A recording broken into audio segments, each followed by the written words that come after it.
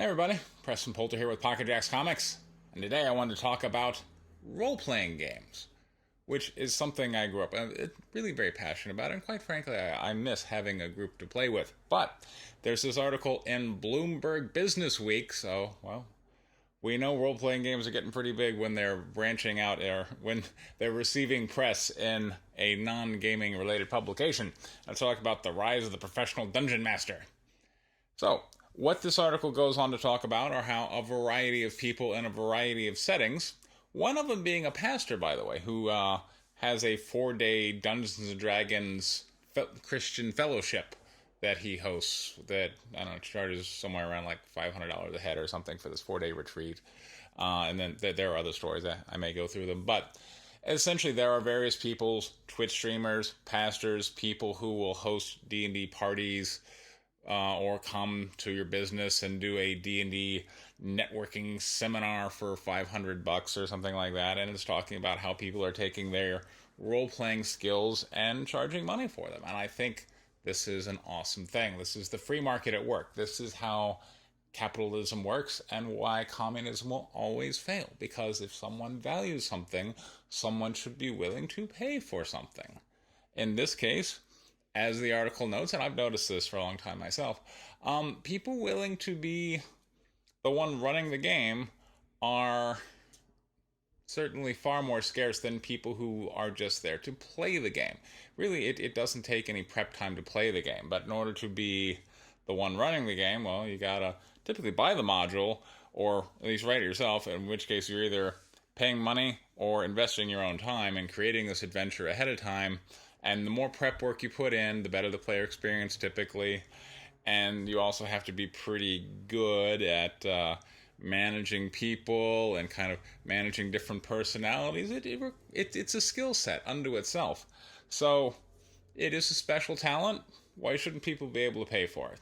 It's also certainly a sign of a booming economy. You can imagine if this was the middle of the next Great Depression, we would see, people out of work, but still huddled around a table, rolling bottle caps, whiling away the hours with a role-playing game. But as it is right now, the economy is white hot. Whether the president had anything to do with that or not, that's entirely up to your political view, but the economy's doing great. There's money everywhere, and geek culture is, increasingly on the rise, particularly now with Stranger Things, which features Dungeons and Dragons as part of the show. So there's a renewed interest, and as part of this article talks about, someone will charge $100 an hour to sit down with you and kind of review the rule set for you. I'm like, $100 an hour? Why don't they just spend $100 and buy the game and some accessories and just read it? But I don't know. What that tells me is that D&D is kind of transitioning now from geek culture into mainstream culture, which I think is a great thing. If anything, with all of the divisive politics I see kind of trying to divide people up into groups and manipulate them accordingly, perhaps it will be role-playing games that will lead this the way forward, because that will allow us to go, these are the rules of the universe, these are the rules we're going to play by, and let's all agree on what's going on here and play along accordingly.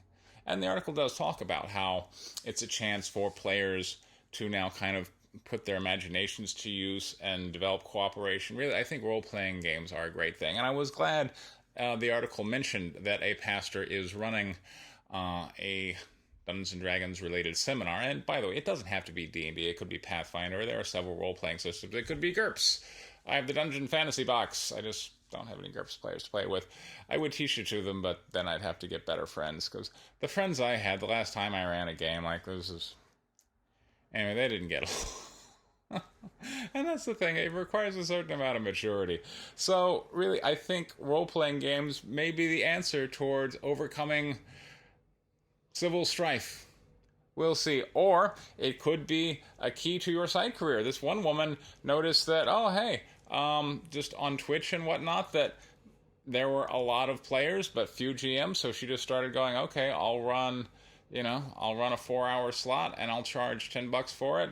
And apparently it's now just, 7 days a week. She's just running games, raking in the dough. So There are a variety of avenues out there. You can do Twitch streams, you can charge for games, you can charge for networking business opportunity seminars, or you can do these retreats, as some people are doing.